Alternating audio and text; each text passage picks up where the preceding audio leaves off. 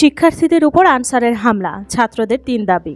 সচিবালয়ে শিক্ষার্থীদের উপর আনসার সদস্যদের হামলার ঘটনায় ৩ দফা দাবি জানিয়েছে বৈষম্য বিরোধী ছাত্র আন্দোলনের সমন্বয়ক আবু বাকের মজুমদার। দাবিগুলো হলো, আহত শিক্ষার্থীদের চিকিৎসার খরচ সরকারকে বহন করতে হবে। হামলা চালায় এবং আমাদের অসংখ্য ভাইদেরকে তারা রক্তাক্ত করেছে। তারা এই হামলা ঘটানোর জন্যই ওত পেতে বসেছিল। তারা চেয়েছিল আমরা যেন গিয়ে সেখানে সন্ত্রাসী কায়দায় তাদের উপর হামলা করি। হামলা করলে তাদের কি লাভ হতো জানেন? দেশি বিদেশি যে গণমাধ্যম তারা আমাদেরকে সন্ত্রাসী প্রমাণ করে ছাড়ত। শিক্ষার্থীদের উপর হামলাকারীদের ২৪ ঘন্টার মধ্যে গ্রেফতার করতে হবে। সরকারের সকল পর্যায়ে ক্লিন অভিযান পরিচালনা করে ফ্যাসিবাদের দোসরদের চিহ্নিত করে বিচারের আওতায় আনতে হবে। আজ রবিবার রাত 12:15টার দিকে টিএসসির রাজু ভাস্কর্যে এক জরুরি সংবাদ সম্মেলনে সমন্বয়ক আবু বাকের মজুমদার এসব দাবি জানান।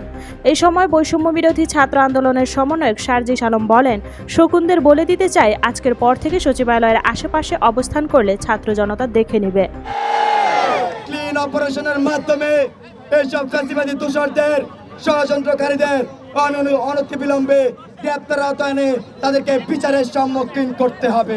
যারা অধিকারের নামে ভণ্ডামি করে সচিবালয় ব্লকেট করে তারা ওই শকুনদের দালাল। আমার ভাইদের যারা হামলা করেছে, রক্তাক্ত করেছে, তাদের বিচার না হওয়া পর্যন্ত রাজপথ আমরা ছাড়ছি না। তিনি বলেন, ৩৬ দিনের গণ অভ্যুত্থানে আমরা সচিবালয় ঘেরাওয়ের মতো কোনো কর্মসূচি দেইনি, কারণ এখান থেকে রাষ্ট্র পরিচালিত হয়। গণ অভ্যুত্থানের কয়েকদিন যেতে না যেতে অধিকার আদায়ের নামে যারা ভণ্ডামি করে সচিবালয় ব্লকেট করে তারা স্বৈরাচারীর দালাল। আমাদের ভাইদের উপর হামলাকারীদের বিচার না হওয়া পর্যন্ত আমরা রাজপথ ছাড়ছি না।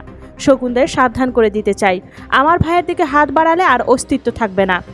শকুনদের সাবধান করে দিতে চাই, বাংলাদেশের ছাত্র জনতা ৫ মিনিটের ঘোষণায় রাজপথ দখল করতে পারে।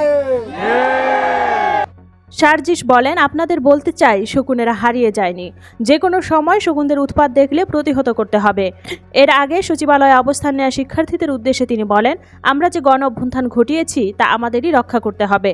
সচিবালয় থেকে উপদেষ্টা ও কর্মকর্তারা বেরিয়ে যাওয়ার আমরা ক্যাম্পাসে ফিরে যাব। দোয়েল চত্বরে অবস্থান নেওয়া ভাইদের সঙ্গে মিলিত হয়ে রাজু ভাস্কর্যে যাব। তিনি আরও বলেন, যারা আমাদের ভাইদের রক্ত ঝরিয়েছে তাদের বিরুদ্ধে ব্যবস্থা না নেওয়া পর্যন্ত আমরা ফিরে যাব না। রাজু ভাস্কর্যের সামনে আমাদের সারা রাত অবস্থান থাকবে। আমরা যখন মনে করব আমাদের ক্যাম্পাস ও রাজপথ নিরাপদ, তখন ফিরে যাব।